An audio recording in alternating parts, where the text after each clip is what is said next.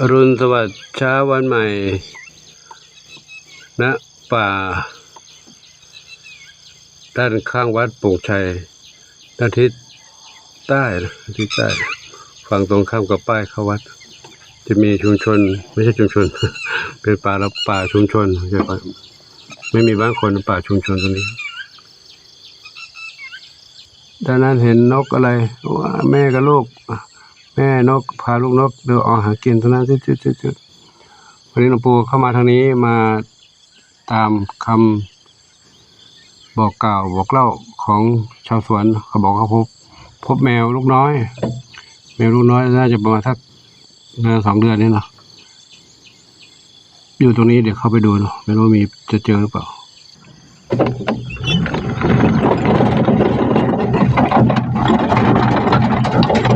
เขาบอกมีแม่แมวมาคลอดลูกนะกระท่อมตรงนี้แต่ตอนนี้แม่ก็ไม่อยู่แล้วทิ้งลูกแล้วแม่ทิ้งลูกไปแล้ว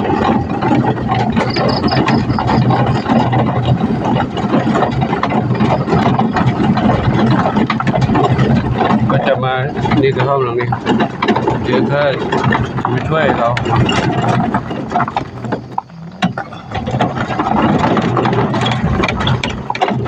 ตรงนี้จะมีหนองน้ำมีสระน้ำ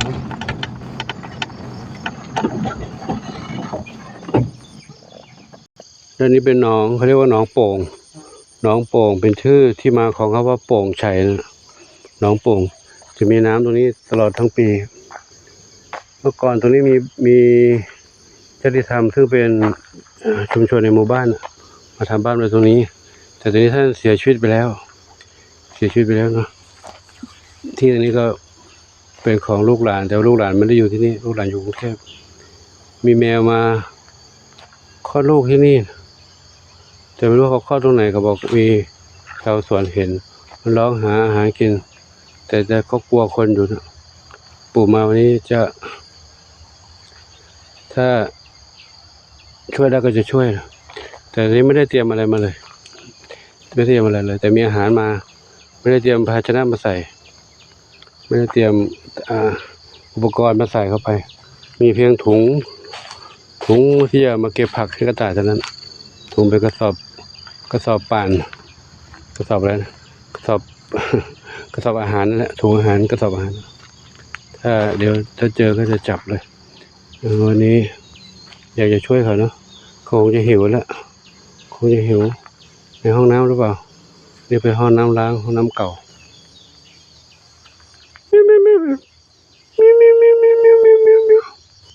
ถ้าอยู่อย่างนี้ไม่รอดแน่งูเหลือมกินแน่นอนถ้าฝนตกนะเขาก็อดอาหารด้วยแมวเล็กหาอาหารกินเองไม่ได้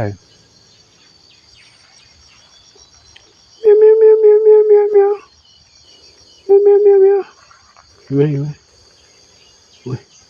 ตรงนั้นมั้งใจนั้นหรือเปล่าเดี๋ยวปู่ขอ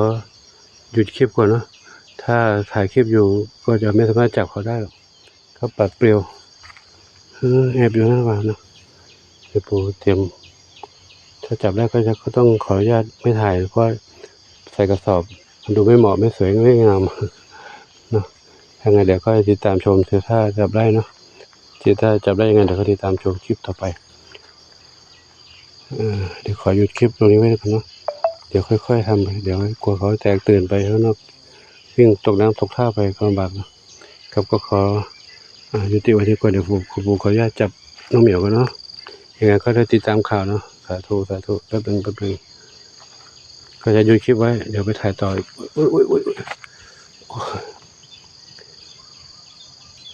สิ่งที่กลัวคือถ้าจับเขาไม่ได้เขาวิ่งหนีเข้าไปในป่าลึกก็เรื่องของบาปในป่าก็ไม่เคยเข้ามาตรงนี้ไม่รู้ว่าจะมีต่อมีแตนมีรังต่อรังแตนอยู่หรือไม่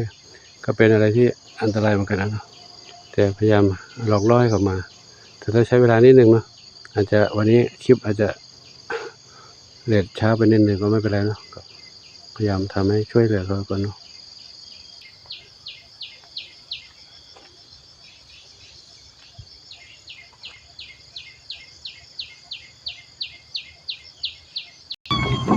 โอ้โชคดีแล้วจับได้แล้วไม่ต้องร้องลูกเด้อเดี๋ยว เดี๋ยวถึงวัดแล้วลูกวัดแล้วจะถึงวัดแล้วนะเดี๋ยวรีบไปก่อนเมียร้องใหญ่เลยไม่ต้องร้องไม่ต้องร้องลูกต้องขออนุญาตไม่ถ่ายให้เห็นนะเพราะอยู่ในถุงเป็นภาพที่ไม่เหมาะนะฟังเสียงแล้วกันโอ้ไม่ต้องร้องไม่ต้องร้องลูกเดี๋ยวถึงวัดแล้วใจเย็นผมก็รีบเร่งอยู่นะจะไปให้ถึงวัดผมเขาทรมานอยู่ในนั้นนะใจเย็นลูกใจเย็นลูกเด้อจะ5 เหมียวกันได้มา5 เหมียวช่วยไปได้มา5 เหมียวแต่แม่เขาไม่เห็นนะเดี๋ยวก็หยุดติดคลิปนี้ไว้สักนิดก่อนโอ้ขับรถอันตรายก็ได้เดี๋ยวจะพักก่อนมาถึงวันแล้วใจเย็นกอไก่เมียวพี่รับน้องมาได้เลยรับน้องมาได้เลยโอ้พี่น้องใหม่มารอรับน้องใหม่เด้อพี่รอแล้วบุถึงวันแล้วเดือนปูขออนุญาตพาน้องเข้าไปทางที่พักก่อนเนาะเดี๋ยวพี่รอบรรลุไปเดินนะลูกเด้อพาน้องๆไปเข้าหาที่พักก่อนเนาะเข้าที่พักก่อนแล้วเดี๋ยวค่อยมาคุยกันแล้วเนาะรอปูอยู่นี่นะลูกอยู่นี่นะครับก็ขออนุโมทนาทุกท่านเนาะเดี๋ยวปูขออนุญาตแป๊บนึงหยุดพักคลิปไว้ตรงนี้ก่อนเนาะเดี๋ยวค่อยพบกันใหม่ต้องเข้ามาในบ้านแล้วน้องแมวน้องหมาตื่นเต้นเหรอมาตื่นเต้นได้ยินเสียงเมียวน้อยร้องโอ้ใครนี่ขวัญจิตเล่นใหญ่เลยเดี๋ยวปู่ขออย่าแป๊บเดิมเดี๋ยวนะเดี๋ยวมาเจอกันนะครับใครอยู่ข้างบนนั้นอยู่นะแม่สีหน้าส้มกับใครสีส้มกับสุพรรณษาอยู่บนนั้นเนาะเดี๋ยวแป๊บนึงเนอะพาน้องเหมียวเข้าที่บ้านก่อนเนอะเดี๋ยวอยู่บ้านนี้แล้วนะเดี๋ยวเงียบสงบแล้วได้ที่อยู่ใหม่แล้วนะทีนี้นะไม่ต้องกลัวหลวงปู่นะเดี๋ยวปู่จะทานให้กินนะลูกนะอยู่ที่นี่ปลอดภัยแล้วลูกมาเลยเนอะไม่ต้องกลัวอยู่นี่ปลอดภัยแล้วไม่ต้องกลัวนะโอ้ขาดแม่อายุน่าจะมาสัก2 เดือนนะ2 เดือนแล้วเนาะแม่ไม่มีอยู่กับด้วยกันนี่แล้วอยู่นี่4แล้วเมื่อกี้วิ่งไปนั่น1 เหมียววิ่งเข้าไปแอบข้างนี้1 เหมียวมีสมาชิกใหม่มาอยู่ด้วยกันแล้ว5 เหมียวด้วยกันเนาะอยู่นี่ปลอดภัยลูกเนอะเดี๋ยวปู่จัดอาหารให้กินนะไม่ต้องกลัวนะลูกไม่ต้องกลัวโอ้ยกลัวจะหนีไปไหนลูกอยู่ในบ้านนี่แหละอยู่บ้านนี้ปลอดภัยแล้วลูกนะไม่ต้องหนีลูกเนอะปู่จะดูแลหนูอย่างดีลูกเนาะเมื่อกี้เราก็จองไงอันนี้เงียบแล้วที่อิสระโล่งๆแล้วเงียบแล้วเนาะเดี๋ยวปู่จัดอาหารให้กินนะไม่ต้องกลัวลูกนะไม่ต้องกลัวนะไม่ต้องกลัวลูกไม่ต้องกลัวไปไหนขึ้นไปไหนนะไม่กลัวลูกไม่ต้องกลัวนะโอ้เราไม่กลัวลูกนะไม่กลัวนะอยู่ด้วยกันหลวงปู่ด้วยเนาะเดี๋ยวตัวขึ้นมีเพื่อนเยอะแยะเล่นอย่างนี้เนาะมีเพื่อนเล่นเยอะแยะลูกนะก็หลวงปู่เดี๋ยวปู่จัดอาหารให้กินลูกเนอะครับกลัวทำไมล่ะไม่ต้องกลัวสิลูกมีที่หลับที่นอนอยู่นี่สบายแล้วลูกนะไม่ต้องกลัวนะโอ้เดี๋ยวน่าอยู่ประมาณน่าจะสัก2 เดือนนี่นะก็ขอยุติคลิปไว้ที่ตรงนั้นเดี๋ยวจะจัดอาหารให้กินกันเนาะมาสู่ทางนี้บ้างนี่น้องมนชัยกับน้อง1น้องไม่ใช่น้องดวงดีต้องอยู่ในนี้ก่อนนะลูกนะปู่ขอให้หนูอยู่ในนี้ก่อนนะลูกเด้ออยู่ข้างนอกให้ปลอดภัยนะมีสมาชิกใหม่มาด้วยแล้วก็มีน้องเหมียวป่วยด้วยนะนี่น้องอยู่นี่น้องโชคอนันต์อยู่นี่โชคอนันต์เดี๋ยวปู่มาให้อาหารนะลูกนะกินอาหารเปียกกินอาหารซองเล็กๆค่อยๆป้อนเอาลูกเด้อเดี๋ยวก่อนนะลูกนะปู่เพิ่งกลับมาลูกนะท้องเล็กเดี๋ยวทักทายก่อนเนาะอยู่นะลูกเด้อเดี๋ยวหลวงปู่จัดอาหารให้กินนะใครขึ้นต้นไม้ลงมาแล้วโอ้โหคึกคักสนุกเลยคึกคักน้องขวัญจิตแข็งแรงดีแต่หมอว่ายังไม่ได้ไปทำหมันนะที่ยังนัดวันนี้แต่หมอว่า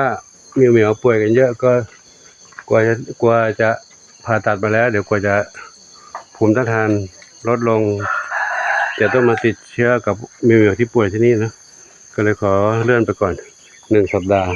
เลื่อนไปเป็นวันที่26เดือนหน้าเดือนนี้ 16เนี่ย16จะถึงเนี่ยนะวันนี้วันที่19แล้ว26เดี๋ยวไปดูน้องบุญชัยแล้วน้องบุญชัยเมื่อเช้าก่อนออกบิณฑบาตก็ดูแล้วครั้งหนึ่งก็ยังนอนอยู่นั่นเนาะน้องปุยฝ้ายน้ำเพชรปุยฝ้ายอยู่นี่ปุยฝ้ายนอนข้างบนปุยฝ้ายข้างบนน้ำเพชรนอนข้างล่างนี่นะอยู่นี่เนาะอยู่ดีในสุขปู่ไปเยี่ยมน้องบุญชัยก่อนนะบุญชัยอยู่ในบ้านนี่น้องบุญชัยปู่ไปเยี่ยมเนาะปู่ไปเยี่ยมเนาะสู้แข็งแรงเนาะเมื่อเช้าก่อนหลวงปู่ออกบิณฑบาตปู่มาให้อาหารเปียกให้น้ำกินแล้วเนาะน้ำกินแล้วเขากินเองไม่ได้เลยขาเขาซีกซ้ายนี่นอนถ้านอนตะแคงข้างนี้ไม่ได้เลยนอนตะแคงข้างนี้จะชักตึ๊ดเพราะประสาทด้านซ้ายนี่กับสมองนี่รู้สึกว่าสมองไม่ทำงานแล้วเนาะทำงานตรงนี้เนาะพักผ่อนตรงนั้นพักผ่อนนะพักผ่อนแข็งแรงนะปู่จะมาเยี่ยมบ่อยๆทุกท่านปู่มาดูน้องบ่อยๆนะครับเนาะแข็งแรงลูกนะแข็งแรงหาไม่ไหวลูกนะท้องใหญ่เป็นก้อนเนื้อข้างในไส้คือให้ลักษณะหมออันตราซาวด์แล้วมาบอกไส้ออกมากองคล้ายๆลักษณะไส้เลื่อนกับเป็นไส้แล้วก็เป็นโรคตับ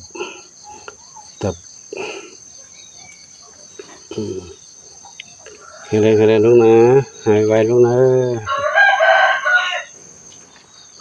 วันนี้น้องเฮ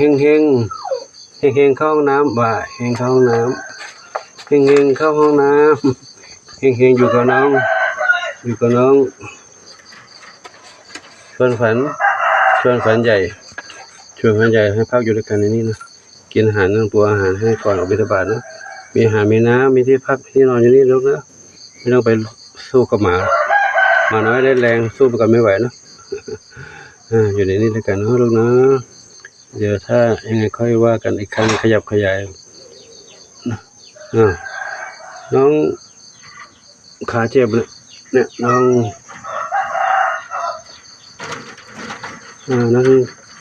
เฮงขาหน้าซ้ายเจ็บ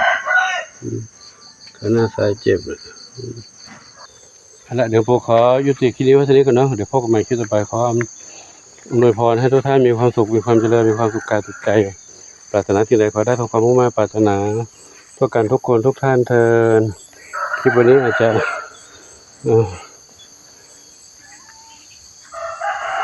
ดูไม่ครบทุกเหนียวปู่มีสมาชิกใหม่เข้ามานะก็งานหลายๆอย่างเดี๋ยวค่อยดูแลกันไปนะก็ขอให้ทุกท่านสุขสบายสมปรารถนาที่ปรารถนาสิ่งใดที่ไม่สบายใจก็ไม่ต้องเก็บมาคิดนะหลวงปู่ก็พยายามช่วยน้องเหมียวสุดความสามารถและน้องเหมียวที่ป่วยนะและน้องเหมียวที่เอามาใหม่ถ้าไม่รับมาก็สงสารเขาช่วงนี้หน้าฝนด้วยที่ไร่ที่สวนที่นาก็เข้าอยู่ไม่ได้แล้วน้ำท่วมน้ำฝนลงแล้วเขาก็ปรับไถพื้นนาใหม่หมดแล้ว